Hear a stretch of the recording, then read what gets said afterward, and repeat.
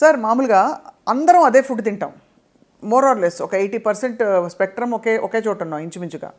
కానీ కొంతమందికే క్యాన్సర్ వస్తుంది. ఆ కొంతమందిలో ఈ క్యాన్సర్ కణాలని ప్రేరేపించడానికి ఏ లక్షణాలు ఉంటాయి? Is it genetics, is it something else that invites cancer?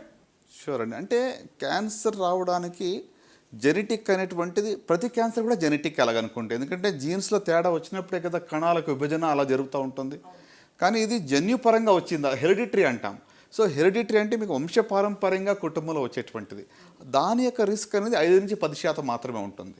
So మిగతా 90 నుంచి 95% అనేటువంటిది మనకు నేచర్లో ఉన్నటువంటి మనం ఎక్స్పోజ్ అయినటువంటి కార్సినోజెన్స్ వల్ల మనకు వస్తూ ఉంటుంది. సో ఇప్పుడు మీరు అన్నారు ఏ ఫుడ్లో ఉన్న ఏ కార్సినోజన్ ఎప్పుడు ట్రిగ్గర్ చేస్తుంది, ఇట్ డిపెండ్స్. ఇప్పుడు కొంతమంది ఏమంటారు దగ్గరికి వచ్చి, మా ఫాదరు 40 ఏళ్ళుగా స్మోక్ చేశారండి, ఆయనకి ఏ లంగ్ క్యాన్సర్ ఏం రాలేదు, ఎందుకు మానేయాలి? అవును, కరెక్ట్. చాలా కామన్ జస్టిఫికేషన్ మన కామెంట్స్లో కూడా పెడతారు సార్ ఇలాంటివి. అవును, కొంతమందికి రాలేదు అన్నంత మాత్రాన మనము దీనివల్ల వస్తుందని దాన్ని డిస్ప్రూవ్ చేయట్లేదు. 90% of the lung cancers direct related to smoking prove చేసాం. 10%లో మాత్రమే నాన్ స్మోకర్స్ కూడా లంగ్ క్యాన్సర్ రావచ్చు. అవును, correct. Okay, at the same time స్మోకర్స్లో రాలేదు అంటే దట్ డజంట్ మీన్ దట్ ఇంకా స్మోక్ చేస్తే ఏం కాదనేది కాదు. మనం దాన్ని you can't prove the other way round. So ఎందుకు వస్తుంది అంటే వాళ్ళలో ఆల్రెడీ ఒక ప్రిడిస్పోజిషన్ ఉండాలి. Over a period of time ఈ కార్సినోజెన్స్ రెగ్యులర్గా ట్రిగ్గర్ చేస్తాయి, క్యాటలిస్ట్గా పనిచేస్తాయి. ఈ కణాల యొక్క జెనెటిక్ చేంజ్ అంటే ఇప్పుడు ట్యూమర్ సప్రెసర్ జీన్ అని ఉంటుంది.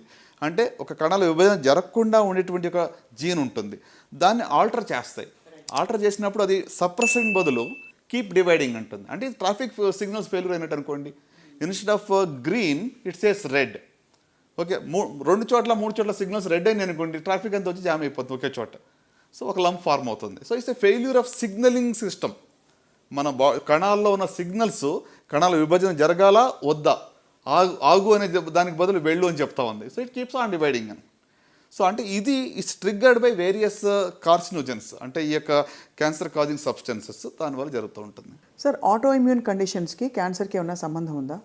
ఆటో ఇమ్యూన్ దాంట్లో కూడా కొంతవరకు ఇమ్యూనిటీ అనేటువంటిది మరి తక్కువగా ఉండటం వల్ల రిస్క్ ఆఫ్ క్యాన్సర్ అనేది పెరుగుతుంది. ఆటో ఇమ్యూన్ కండిషన్స్ ఉన్న